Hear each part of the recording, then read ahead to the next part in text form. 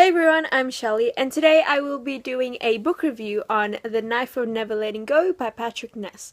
This is the first book in the Chaos Walking trilogy, and I actually just finished it a few hours ago this morning, so I hope all the thoughts are, coherent enough. This book follows a young boy named Todd. He lives in New World, and there's a little town in New World called Prentice Town.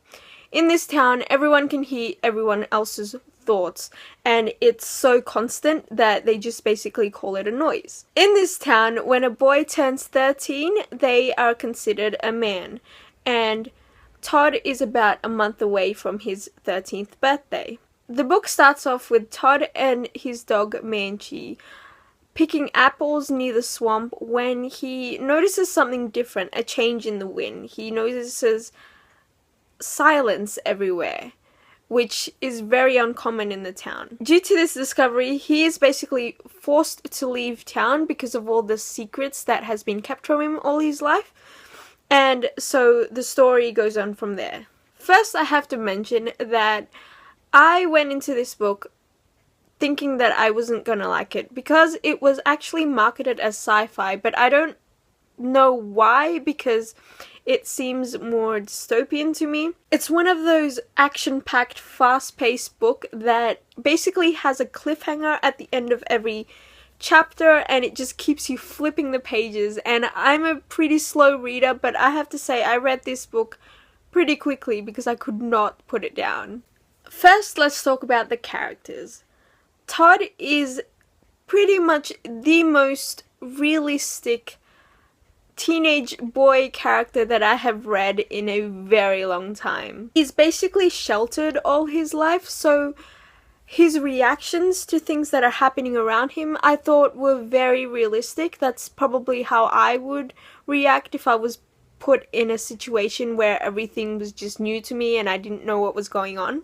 He was very stubborn and full of pride and never wanted to ask for help. He was basically a teenage boy, and I really loved reading about that. Yeah, I don't know if I don't want to say that I could relate to him because I probably couldn't, but I thought the way he handled things and his thought process through everything was just so realistic, because it's one of those things where he doesn't know what's going on and we don't know what's going on, so the readers basically react the same way as he did in the book, if that makes any sense.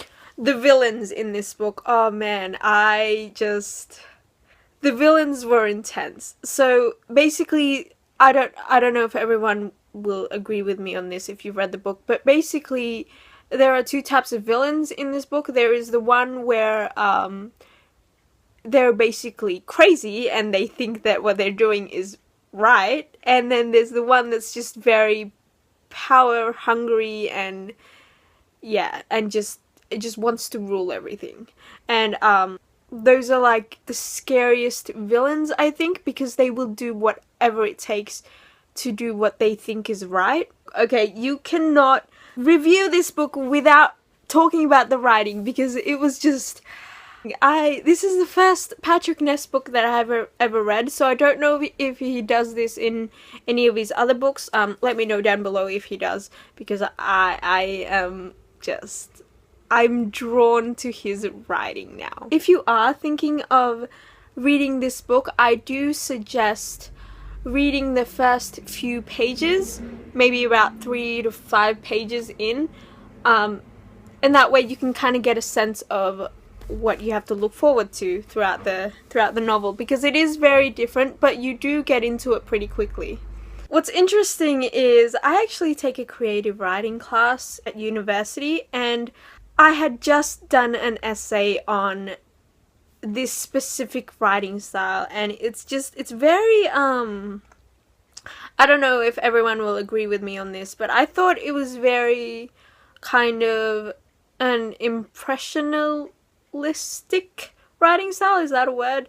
I don't know if that's a word, but it's very just kind of the idea of a character seeing, just with everything going around them, all they're seeing is what's right in front of them, and describing something without actually saying what it is. And I feel like that is what Patrick Ness tried to do in this novel. I don't know, I could be wrong because I don't know him.